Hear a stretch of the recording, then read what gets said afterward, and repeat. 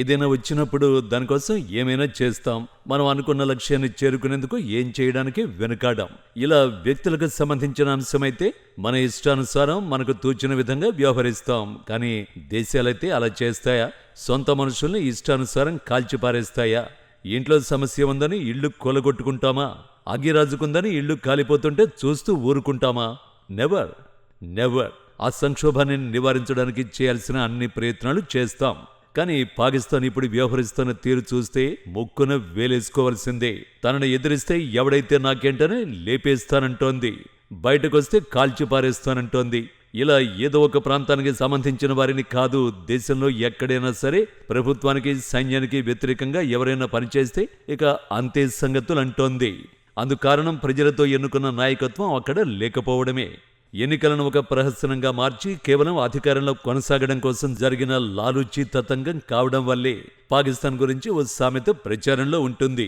పాకిస్తాన్ 3 ఏళ్ల ఆధారంగా పాలన సాగిస్తుందని చెప్తారు. 1 అల్లా, 2 ఆర్మీ, 3 అమెరికా. ఇప్పుడు పాకిస్తాన్ ఈ 3 శక్తులు కాకుండా కనిపించని 4వ శక్తితో పోరాటం చేస్తోంది. ఆ శక్తి ఏంటంటే అహంభావం, అహంకారం, భయం, విభజన అన్న 4 అంశాలతో 4వ శక్తి పోరాటం చేస్తోంది. పాలన చేతగాక పాకిస్తాన్ చేతులెత్తేస్తోంది. పాకిస్తాన్ డే సందర్భంగా ఈ ఘట్టం స్పష్టంగా చూసిన వాళ్లకు 70mm పిక్చర్ల డిజిటల్ డిటిఎస్ సౌండ్లో ప్రతిధ్వనించింది. పాకిస్తాన్ ఇప్పుడు సొంత దేశంలో సమస్యలతో చస్తూ బతుకుతోంది. శత్రు దేశాల మీద యుద్ధం చేయాల్సిన జవాన్లు సొంత పౌరులను పెట్టల్లా కాల్చిపారేస్తుంటే వీళ్ళ మన పాలకులు ఈ దేశంలోనైనా మేముంటుందని ఆ దేశ పౌరులు సైన్యాన్ని, ప్రభుత్వాన్ని చూసి అసహించుకుంటున్నారు. మరోవైపు బంగ్లాదేశ్లోనూ తాత్కాలిక పాలకుడిపై అక్కడి సైన్యం తిరుగుబావుట రేపోమాపై ఎగరేసేలా సీన్ కనిపిస్తోంది. ప్రజా చైతన్యంతో తనే పాలకుండని చెప్పుకున్న యూనస్ 6 నెలలకే తోకముడిచేలా సీన్ మారుతోంది. పాకిస్తాన్తో అంటగాగి ఇస్లామిక్ రాజ్య స్థాపన కోసం చేస్తున్న కుట్రలపై అక్కడి ప్రజలు, పాలకులు రివోల్ట్ అవుతున్నారు. మొత్తంగా అటు పాకిస్తాన్, ఇటు బంగ్లాదేశ్ పెన మీద నుంచి పొయ్యిలోకి జారుకుంటున్నాయి. నవ్విపోదురుగాక నాకేటి సిగ్గు అంటుంది పాకిస్తాన్. 3 రోజుల క్రితం మార్చి 23 పాకిస్తాన్ దినోత్సవం సందర్భంగా సైన్యం కవాతు ఓ సీన్ను కళ్లకు కట్టింది. ఇండియాలో రిపబ్లిక్ డేతో సమానంగా నిర్వహించే పాకిస్తాన్ డేలో ఆ దేశం సైనిక పటాలని ప్రదర్శించి శత్రు దేశాలను పాతరేస్తామని ప్రజలకు సందేశం ఇవ్వడం ఆనవాయితీ. కానీ అక్కడ సీన్ మాత్రం ఈసారి భిన్నంగా కనిపించింది. పాకిస్తాన్ సైనిక శక్తిని ప్రదర్శించినప్పటికీ అది దేశంలో జరుగుతున్న విధ్వంసాన్ని కళ్లకు కట్టింది. ప్రజల మధ్య స్పష్టమైన విభజనలతో పాకిస్తాన్ నలిగిపోతుందన్న వాస్తవాలు కళ్లకు కట్టే. దాదాపు రోజువారీ దాడులతో సైన్యం ఓ క్రూరమైన శక్తిగా మారిపోయిందని ప్రజలు భావిస్తున్నారు. ఉగ్రవాదం అనే మాట ఎంత పెద్దదంటే ఇప్పుడు దానికే ఆ దేశం బలైపోతోంది. భారతదేశానికి వ్యతిరేకంగా పెంచి పోషించిన మూకలు ఓవైపు సామాన్యుల్ని వెంటాడి చంపుతుంటే తమపై తిరుగుబాటు చేసిన సామాన్యులను, మహిళలు, చిన్నపిల్లలన్న కనికరం లేకుండా పాకిస్తాన్ ఓచకోత కోసేస్తోంది. వాస్తవాలను రూఢి చేసుకోవడానికి పాకిస్తాన్ సిద్ధంగా లేదంటే నమ్మి తీరాల్సిందే. సొంత పౌరుల్ని చంపేస్తూ రాబందులా మారింది దాయది దేశం. దేశ పౌరులను అంతం చేస్తున్న దేశం ప్రపంచంలో పాకిస్తాన్ మాత్రమేనని చెప్పడానికి ఇబ్బందిగా ఉంది. ఆఫ్రికాలో తెగలు చంపుకోవడాన్ని మనం చూశాం. కానీ పాకిస్తాన్లో ఇంతటి ప్రజా చైతన్యం వచ్చిన తర్వాత కూడా ఇలాంటి పరిస్థితి చూడటం నిజంగా విడ్డూరం. సైన్యం వ్యవహరిస్తున్న తీరుతో సామాన్య ప్రజల్లో ఆగ్రహం కట్టలు తెంచుకుంటోంది. తాజాగా పాకిస్తాన్ నుంచి వస్తున్న నివేదికల సారాంశం ఏంటంటే ఆర్మీ చీఫ్ రాజీనామా చేయబోతున్నారంటూ లీకులు ఆ దేశం ఎటువైపు వెళ్తుందా అన్న అనుమానాలను కలిగిస్తున్నాయి. పాక్ ఆర్మీ డే ఉత్సవాల కవాతును సైన్యం ఆర్భాటంగా నిర్వహించింది. ఈ కార్యక్రమంలో అసౌకర్యంగా కనిపిస్తూ ప్రధానమంత్రి ఉండగా అధ్యక్షుడు జర్దారీ అధికారిక ప్రసంగం చేశారు.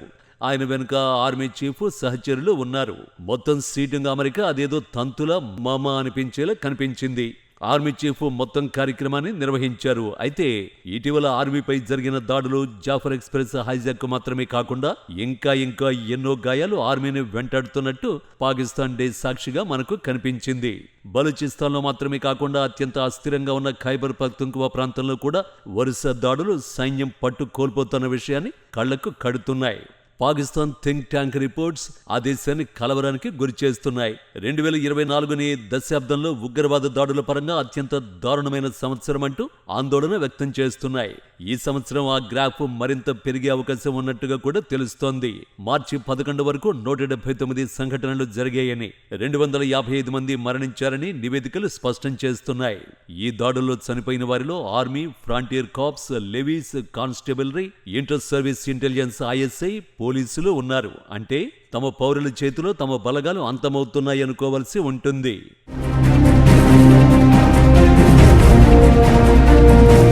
పాకిస్తాన్ సైన్యం కోపంతో తమ పౌరులపై తిరగబడుతోంది. మహిళలు, చిన్నారులపై కాల్పులు జరుపుతోంది. బలూచ్ హక్కుల కోసం శాంతియుతంగా నిలబడిన వారిని నిర్బంధిస్తోంది. సైన్యం చర్యల కారణంగా బలూచ్లో హక్కుల కార్యకర్తలు ప్రపంచం దృష్టిని ఆకర్షిస్తున్నారు. వారిలో మెహరంగ్ బలూచి ఒకరు. ఆమె వేగంగా పేరున్న నాయకురాలిగా మారుతోంది. ప్రస్తుతం ఆమెపై రాజ్యద్రోహం, ఉగ్రవాదం అభియోగాలు పాకిస్తాన్ మోపింది. ఈ ఆరోపణలన్నీ కూడా కేవలం ఆమె యూనివర్సిటీలో ధర్నా నిర్వహించినందుకు అంటే నమ్మాల్సిందే. మొత్తంగా ఒక్కటి మాత్రం నిజం, బలూచిస్తాన్ మంటలు ఇప్పుడప్పుడే చల్లారేలా కనిపించడం లేదు. మెహరంగ్ అరెస్టుతో క్వెటా నిరసనతో అట్టుడికింది. పాకిస్తాన్ సైన్యం కాల్పుల్లో మరణించిన తమ వారి అంత్యక్రియలకు వందలాది మంది రావడంతో పాకిస్తాన్ లయ తప్పుతోంది. దాడులు పెరిగే కొద్దీ పాక్లో పరిస్థితి అదుపు తప్పుతోంది. టెర్రరిస్టులతో చెట్టాపట్టలేసుకుని పాకిస్తాన్ సైన్యం తొలిసారిగా విభిన్న పరిస్థితులను సొంత దేశంలో ఎదుర్కోవలసి వస్తోంది. సొంత దేశంలో ఏం జరుగుతోంది ఊహించలేని విధంగా పాక్ ఆర్మీ ఉందంటే ఆశ్చర్యం కలగక మానదు. సొంత పౌరులపై బాంబులు, దాడులు, ఫిరంగులను ప్రయోగించి బలి తీసుకుంటోంది. ఖైబర్ పఖ్తుంఖ్వాలో జరిగిన విధ్వంసాన్ని చూడటానికి జర్నలిస్టులను పాక్ సర్కారు విమానంలో తీసుకెళ్లింది. అక్కడ వందలాది ఇళ్ల పైకప్పులు కనిపించకపోవడం విచారకరం. ఆ ప్రాంతంలో అప్పటి వరకు నివసించే 72,000 మంది ఆ ప్రాంతం నుంచి పారిపోయారు. ఇది ఇప్పటి సంగతి కాదు, 2016 నాటి వ్యవహారం. బుర్రన్నోళ్లు ఎవరైనా ఇలాంటి పరిస్థితులు కొన్నాళ్ల తర్వాత మారిపోతాయని అనుకుంటారు. కానీ తాజా దృశ్యం అంతకు మించి దిగజారిపోయిందని అక్కడి సిచ్యువేషన్ చూస్తే అర్థమైపోతుంది. కోపంగా ఉన్న జనాభా తమను హింసించే వారిపై తిరగబడ్డానికి, ప్రతిఘటించడానికి సంఘటితమవుతోంది. అయితే వారు పూర్తి స్థాయిలో పాక్ సైన్యంపైన, ప్రభుత్వంపైన విరుచుకుపడ్డానికి సిద్ధమైపోయారు. అందుకే ఆ ప్రాంతాలన్నీ ఇప్పుడు నిత్యం రక్త తర్పణలతో ఏరులై పారుతున్నాయి. కానీ తమ హక్కులకు భంగం కలిగితే చూస్తూ ఊరుకోబోమంటూ అక్కడి ప్రజలు సవాళ్లు విసరడాన్ని చూడాలి. పాకిస్తాన్ దళాలు నిర్భయంగా కదలగల ప్రాంతాలు చాలా తక్కువ.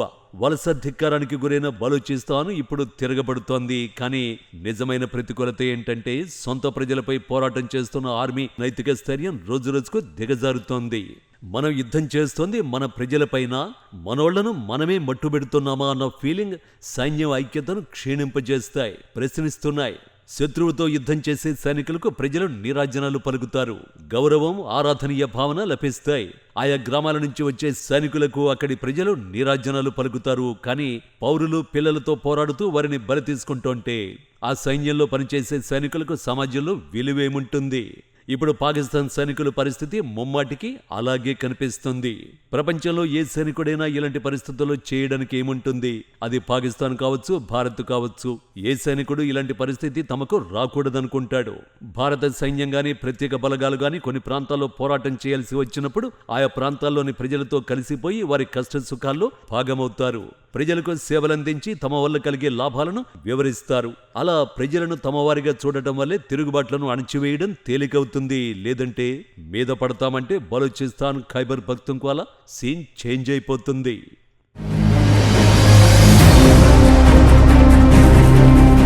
పాలనలో పాకిస్తాన్ సైన్యం మాయమైపోయిన పరిస్థితి ఇప్పుడు కొట్టొచ్చినట్టుగా కనిపిస్తోంది. గ్వాదర్ డీప్ సీ పోర్ట్ వంటి స్టార్ ప్రాజెక్టు కూడా కనీస తాగునీరు, కరెంటు సౌకర్యం అందుబాటులో లేక గందరగోళంగా ఉన్న అనిశ్చితి రిపోర్ట్స్ ద్వారా బహిర్గతమవుతోంది. చైనా పాకిస్తాన్ పట్టు నిలబెట్టేలా చేయాల్సిన అన్ని ప్రయత్నాలు చేస్తోంది. అవసరమైన పరికరాలు సరఫరా చేస్తోంది. గ్రాంట్ ఇన్ ఎయిడ్ కార్యక్రమం కింద మే 2024లో 10,000 చైనా సోలార్ ప్యానెల్స్ ని పంపిణీ చేశామని, ఆ తర్వాత సెప్టెంబర్లో మరో 5,000 ప్యానెల్స్ ను పంపిణీ చేశామని, ఇంకా చాలా ప్రభుత్వం నుంచి సపోర్టు స్థానికులకు అందిస్తున్నామని ఫెడరల్ ప్లానింగ్ మంత్రి ఎహ్సాన్ ఇక్బాల్ చెబుతున్నారు. బలూచ్ను ఆకర్షించడానికి చైనా తెలివిగా డీశాలినేషన్ ప్లాంట్ ఏర్పాటు చేసి తాగునీటికి ఇబ్బంది లేకుండా సహకరిస్తోంది. స్థానిక ఆసుపత్రికి భారీ గ్రాంట్లు అందించింది. అయితే ఇవేవి కూడా అక్కడి ప్రజల ఆలోచనలో మార్పు తేలేదు. ఒక మాటలో చెప్పాలంటే స్వాతంత్ర్యం కావాలన్న కోరిక ఇంకా పెరుగుతోంది. పాకిస్తాన్ తను ఆర్థికంగా నిలబడ్డానికి బలూచిస్తాన్ సహజవాయువు అందిస్తున్నా ఆ దేశం ఇప్పుడు తీవ్ర విద్యుత్ కొరతతో సతమతమైపోతోంది. ఇక్కడ విషయమేంటంటే బలూచిస్తాన్ ప్రావిన్సులో పాకిస్తాన్ సైన్యం ప్రధాన పాత్ర పోషిస్తోంది. భద్రతా దళాల మాట లేకుండా చీమ చిట్టుకోమనే పరిస్థితి లేదు.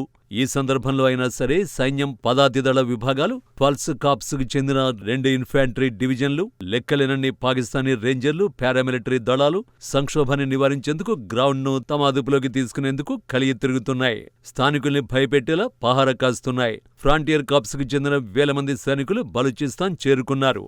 ఇవన్నీ ఉన్నప్పటికీ ప్రజాప్రతినిధులు చెప్పినట్లుగా బలూచిస్తాన్ పాకిస్తాన్ నియంత్రణలో లేదు. పాకిస్తాన్ భౌతిక సరిహద్దులు త్వరలోనే మారొచ్చని పాక్ అసెంబ్లీలో మౌలానా ఫజ్లుర్ రెహమాన్ చేసిన ప్రసంగాన్ని తక్కువగా అంచనా వేయలేం.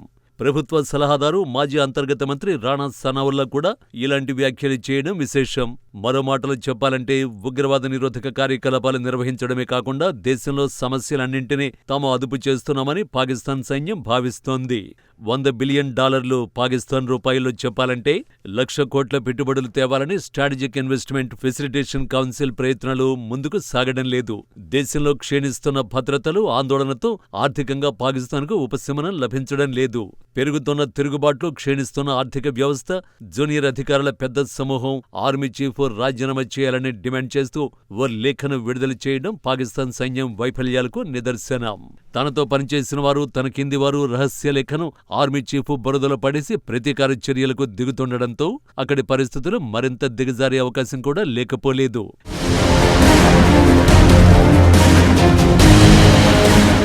ఇది ఒకప్పుడు పాకిస్తాన్ సైన్యానికి ప్రజల్లో అపూర్వ ఆదరణ ఉంది. వృత్తి నైపుణ్యానికి ప్రశంసలు లభించేవి. కొన్నిసార్లు సైన్యం శిక్షణ, క్రమశిక్షణ గురించి ప్రజలు మాట్లాడుకునేవారు. తక్కువ వనరులతో కూడా తమ సైన్యం పోరాడుతుందని ప్రజలు సంతోషపడేవారు. ఇది ఇప్పుడు చరిత్ర. నేడు సొంత దేశంలో ప్రజలు సైన్యాన్ని అణచివేతదారుగా, బందిపోటు దళంగా చూస్తున్నారు. ఇక ఇంటర్ సర్వీసెస్ ఇంటెలిజెన్స్ ISIలో పనిచేస్తున్న ఆఫీసర్లు వ్యాపారవేత్తల నుంచి డబ్బును దోపిడీ చేస్తున్నారన్న ఆరోపణలు వెల్లువెత్తుతున్నాయి. పారిశ్రామికవేత్తలను సంపన్నులు లక్ష్యంగా చేసుకుని వసూళ్లకు దిగుతున్నట్టు అనధికార వార్తలు గుప్పుమంటున్నాయి. ఓవైపు పాకిస్తాన్లో రోజురోజుకు పెరుగుతున్న హింస ప్రపంచం దృష్టిని ఆకర్షిస్తోంది, కలవరపెడుతోంది. నేటికి న్యూయార్క్ టైమ్స్తో సహా అన్ని ప్రధాన వార్తాపత్రికలు గత 4 దశాబ్దాలుగా బలూచిస్తాన్లో జరిగిన మనం మరిచిపోయిన యుద్ధం గురించి కవర్ చేస్తున్నాయంటే సంథింగ్ పాకిస్తాన్కు ప్రమాదం పొంచి ఉందన్న విషయాన్ని తేటతెల్లం చేస్తున్నాయి. మెహరంగ్ బలోచ్ నోబెల్కు నామినేట్ కాగా మరికొంతమంది పోరాట యోధులు ప్రతిష్టాత్మకమైన నెల్సన్ మండేలా అవార్డుకు ఎంపిక కావడం గ్రౌండ్ రియాలిటీని స్పష్టం చేస్తున్నాయి. పాకిస్తాన్ రైట్ ట్రాక్ లో లేదన్న విషయాన్ని ప్రపంచం గమనిస్తోంది. పాక్ సైన్యంపైన, పాలకులపైన ఓ కన్నేసి ఉంచింది. ఇప్పటి వరకు రెచ్చిపోయి ఇష్టారాజ్యంగా వ్యవహరించిన పాకిస్తాన్ సైన్యం అందుకు బాధ్యత వహించాల్సిన సమయం వచ్చేసింది. ప్రతీకారానికి బలోచ్ సర్వసన్నద్ధమవుతోంది. ఓవైపు పాకిస్తాన్ పాపాల పొట్ట పెరిగిపోయి ఆ దేశంపై వరల్డ్ ఫోకస్ పెరుగుతుంటే, పాకిస్తాన్ నుంచి విడిపోయి మొన్నటి వరకు ప్రపంచానికి ఆదర్శంగా నిలిచిన టెక్స్టైల్ రంగంతో సత్తా చాటిన బంగ్లాదేశ్ ఇప్పుడు నేలచూపులు చూస్తోంది. మతతత్వం నుంచి ప్రజాస్వామ్యం పరిమళాలు చూసిన అక్కడి ప్రజల్ని తిరిగి అదే పంథాలకు తీసుకువెళ్తోంది అక్కడి తాత్కాలిక యూనస్ సర్కార్. అదిగో పులి, ఇదిగో మేక అన్నట్టుగా బంగ్లాదేశ్లో పరిణామాలు చోటు చేసుకుంటున్నాయి. రాజకీయ కుట్రతో బంగ్లాదేశ్ ప్రధానిగా ఉన్న షేక్ హసీనాను తొలగించి రాజ్యమేలుతున్న బంగ్లాదేశ్ సైన్యం నోబెల్ గ్రహీత యూనస్కు పగ్గాలు అప్పగించి దేశాన్ని ఇస్లామిక్ మద్దతుదారుల వశం చేస్తోంది. మైనారిటీ హిందువుల్ని అణచివేయడంతో పాటు మొన్నటి వరకు అధికారంలో ఉన్న అవామీ లీగ్ నేతలను ఏరిపారేస్తోంది. అడ్డొస్తే ఇక అంతే సంగతులంటోంది. యూనస్ నేతృత్వంలోనే సర్కారు 6 నెలలు తిరక్కముందే తిరిగి సైన్యమాధీనంలోకి వెళ్లిపోతున్నట్టుగా సీన్ చేంజ్ అయిపోతోంది. బయటకు ముస్లిం దేశంగా తమ సపోర్టు బంగ్లాదేశ్ కు ఉందని చెప్పే పాకిస్తాన్ బంగ్లాదేశ్ ను నామరూపాలు లేకుండా చేసే కుట్ర తెర వెనుక ఓ రేంజ్లో సాగుతోందంటే నమ్మాల్సిందే. ఎవరికైనా చిరకాల స్వప్నం లభిస్తే అందుకు అనుగుణంగా ప్రజలకు సేవ చేయాలని భావిస్తారు. కానీ నోబెల్ అవార్డు అందుకుని ఆర్థికవేత్తగా మన్ననలు పొందిన యూనస్ ఇప్పుడు బంగ్లాదేశ్ను ఆర్థికంగా బలహీనపరచడమే కాకుండా ఆ దేశ పౌరులను రోడ్డున పడేస్తున్నారు. మొన్నటి వరకు బంగ్లాదేశ్ సైన్యంతో చెట్టాపట్టాలేసుకు తిరిగిన యూనస్ను సాగనంపే ప్రక్రియ ఏదో తెర వెనుక జరుగుతోందని మాత్రం తెలుస్తోంది. బంగ్లాదేశ్లో తిరుగుబాటు జరగబోతోందా అంటే అవుననేలా సమాధానం వస్తోంది. ఆర్మీ చీఫ్ సమావేశంతో పుకార్లు షికారు చేస్తున్నాయి. అల్లర్లు చెలరేగుతున్నాయి. రోజురోజుకు పెరుగుతున్న నిరసనలతో సైన్యం తిరిగి ఎంట్రీ ఇవ్వబోతుందా అన్న అనుమానాలు కలుగుతున్నాయి. ఆర్మీ జనరల్ వకార్ ఉజ్ జమాన్ పరిస్థితిని పూర్తిగా తన కంట్రోల్లోకి తీసుకున్నట్టు తెలుస్తోంది. ఇటీవలి రాజకీయ పరిణామాలు దేశవ్యాప్తంగా, ముఖ్యంగా ఢాకాలో సైనిక సిబ్బంది, భద్రతా దళాల మోహరింపు తర్వాత బంగ్లాదేశ్లో తిరుగుబాటు ఖాయమని సోషల్ మీడియాలో పోస్టులు హోరెత్తుతున్నాయి. కానీ professor Muhammad Yunus, army chief Waker Uz Zaman మొత్తం పరిణామాలపై ఇప్పటివరకు పెదవి విప్పలేదు. గడిచిన 24 గంటల్లో సీన్ మాత్రం బంగ్లాదేశ్లో ఏ క్షణంలో ఏమైనా జరగొచ్చన్న ఫీలింగును కలిగిస్తున్నాయి. బంగ్లాదేశ్ తాత్కాలిక నాయకుడు మొహమ్మద్ యూనస్ నిరసనల్ని ఎదుర్కొంటుంటే వాటిని అదుపు చేసేందుకు జనరల్ వకార్ ఉజ్ జమాన్ ఎంట్రీ ఖాయమన్నట్టుగా సీన్ కనిపిస్తోంది. నాడు హసీనాను బంగ్లా నుంచి సాగనంపిన ఆర్మీ ఇప్పుడు యూనస్ను పక్కన పెట్టేందుకు ఏర్పాటు చేసిందని ప్రచారం జరుగుతోంది. బంగ్లాదేశ్ కట్టుతప్పిపోకుండా తమ అదుపులో ఉంచుకునేందుకు ఆర్మీ చీఫ్కు తగినంత సమయం దొరికిందని అర్థం చేసుకోవలసి ఉంటుంది. తమ దేశాన్ని అస్థిరపరిచే అంతర్గత శక్తుల్ని సైన్యం ఉపేక్షించబోదని ఆర్మీ చీఫ్ ఇప్పటికే హెచ్చరించారు. దేశంలో నిఘా భద్రతను పెంచాలని ఆఫీసర్లకు ఆయన పిలుపునిచ్చాడు. వారాంతంలో జనరల్ జమాన్ ప్రభుత్వ పెద్దలతో సమావేశంలో మొత్తం వ్యవహారంపై ఫుల్ క్లారిటీ తెచ్చుకున్నట్టు తెలుస్తోంది. ప్రభుత్వ పెద్దలు, ఆర్మీ చీఫ్కు మధ్య ఘర్షణని రాజకీయ విశ్లేషకులు అంచనా వేయడాన్ని గమనించాలి. దేశంలో పెరుగుతున్న ఉగ్రవాదం, ఆందోళనలపై ఆర్మీ చీఫ్ గట్టిగా మాట్లాడారు. ఓవైపు సీనంతా మారిపోతుందని ఆర్మీ చెబుతుంటే బంగ్లాదేశ్ తాత్కాలిక ప్రభుత్వ హోం కార్యదర్శి నసీముల్ హక్ ఘనీ మాత్రం అంత సీన్ లేదంటూ మొత్తం వ్యవహారాన్ని తేల్చిపారేశాడు. ఇదంతా గాసిప్ అంటూ కొట్టిపారేశాడు. ప్రభుత్వం నుంచి ఆర్మీ చీఫ్ తిరుగుబాటును ఎదుర్కొంటున్నారని ఇండియాలోనూ ప్రచారం జరుగుతోంది. దాదాపుగా పాకిస్తాన్ అనుకూల భావాలు కలిగిన ఆర్మీ జెండాల నుంచి గాని తనకు లాయల్గా ఉన్న వ్యక్తులు సైతం ఈ విషయాన్ని పరోక్షంగా ధృవీకరిస్తున్నారు కూడా. ఢాకాలో శాంతి భద్రతల వైఫల్యం, భద్రత గురించి ఆర్మీ చీఫ్ ఇప్పటికే అనేకసార్లు హెచ్చరించాడు. సైనిక తిరుగుబాటు జరుగుతోందనే ఊహాగానాల మధ్య గత నెలలో ఆర్మీ చీఫ్ చేసిన వ్యాఖ్యలు బంగ్లాలో నేటికి వైరల్ అవుతూనే ఉన్నాయి. నేను మిమ్మల్ని హెచ్చరించలేదని రేపోనాడు చెప్తారు, కానీ నేను మిమ్మల్ని స్పష్టంగా హెచ్చరిస్తున్నా. విభేదాలను మరిచిపోయి కలిసిమెలిసి జీవించండి. మీరు ఒకరిపై ఒకరు బురద జల్లుకుంటూ పోతే, ఒకరితో ఒకరు పోరాడుతూ ఒకరినొకరు చంపుకుంటూ ఉంటే దేశం, ఈ సమాజం స్వేచ్ఛ వృధా అవుతుంది. అప్పుడు బంగ్లాదేశ్ అస్తిత్వాన్ని ప్రశ్నించేలా పరిస్థితులొస్తాయని ఆయన ప్రజలను హెచ్చరించారు. బంగ్లాదేశ్లో పరిణామాలు ఏ క్షణమైనా మారే అవకాశం కనిపిస్తోంది. మొన్నటి వరకు సుదీర్ఘకాలం ఏకఛత్రాధిపత్యంగా ఏలిన షేక్ హసీనాను సాగనంపాక జరిగిన పరిణామాలు ఆ దేశంలో కొత్త ప్రశ్నలు రేకెత్తిస్తున్నాయి. పాలనా అనుభవం లేని, పాకిస్తాన్పై గుడ్డి ప్రేమతో ఉన్న యూనస్ దేశాన్ని పూర్తిగా పాక్ అనుకూలత ప్రదర్శించేలా చకచక పావులు కదిపితే తిరిగి తమపై పాక్ సైన్యం పెత్తనం వస్తుందేమోనని బంగ్లా ఆర్మీ భావించడం ఇంట్రెస్టింగ్ పరిణామంగా చూడాలి. పాకిస్తాన్ సైన్యం తమ దేశం వ్యవహారంలో జోక్యం చేసుకోవడం యూనస్కు నచ్చొచ్చేమో, కానీ చరిత్ర గుర్తున్న బంగ్లాదేశ్ జెండాలు సహించే పరిస్థితి ఉండదన్నది ముమ్మాటికి నిజం. పాకిస్తాన్ తమది తాము కడుక్కుంటే చాలని ప్రపంచం భావిస్తుంటే మళ్లీ బంగ్లాదేశ్లో వేలుపెట్టి ఇండియాకు చికాకు తేవడాన్ని ప్రపంచ దేశాలు హర్షించవు. బంగ్లాదేశ్లో విచక్షణ ఉన్న వారెవరైనా కూడా ఆమోదించరు. ఇప్పటికే తన పదవి పోవడం వెనుక అమెరికా పాత్ర ఉందంటూ ఆరోపణలు గుప్పించిన షేక్ హసీనా విమర్శలు చెవుల్లో ప్రతిధ్వనిస్తున్నాయి. ఒకటి మాత్రం నిజం, బంగ్లాదేశ్ తిరిగి సైన్యవాధీనంలోకి పోవచ్చు. షేక్ హసీనా మరోసారి గ్రాండ్ ఎంట్రీ ఇవ్వచ్చు. చివరిగా ఒక మాట, సామాన్యుడికి ఏం కావాలి? తినేందుకు తిండి, కట్టుకోవడానికి బట్ట, ఉండడానికి గూడు. అది పాకిస్తాన్ అయినా, బంగ్లాదేశ్ అయినా, ఇండియా అయినా ఎవరైనా కోరుకునేవి ఇవే. కానీ పాలకులను నేలవిడిచి సాము చేస్తే, తమ సొంత ప్రజలపై యుద్ధం చేస్తే, అది బంగ్లాదేశ్ అయినా, పాకిస్తాన్ అయినా పరిణామాలు ఇలాగే ఉంటాయి. పొరుగుదేశం ఇండియా, ఆ దేశ ప్రజల చూపు పడదా? ఇండియాలో ప్రశాంతంగా బతకాలని కోరుకోరా? రెండు దేశాల జనాభాతో పోల్చుకుంటే ఇండియాలోనూ ముస్లింలు భారీ స్థాయిలో ఉన్నారు. ఆ రెండు దేశాల్లోని ముస్లింల కంటే ఎంతో స్వేచ్ఛగా, సంతోషంగా, ఆర్థికంగా బలంగానూ ఉన్నారు. ఇండియాలోని ముస్లింలను చూసి ఇప్పుడు రెండు దేశాల్లోని ప్రజలు అదే కోరుకుంటున్నారు. బతుకు సాగాలి, బంగారు భవిష్యత్తు ఉండాలి. అలా ఉండాలంటే నిఖార్సైన పాలకులుండాలి. అందుకే ఎందుకు విడిపోయామా అని కొందరు బాధపడుతున్నారంటే ఆ దేశ పాలకులు ఎలా ఉన్నారో అర్థం చేసుకోవచ్చు. అందుకే అఖండ భారత స్ఫూర్తి ఎప్పుడూ దేదీప్యమానంగా వెలుగుతూనే ఉంది.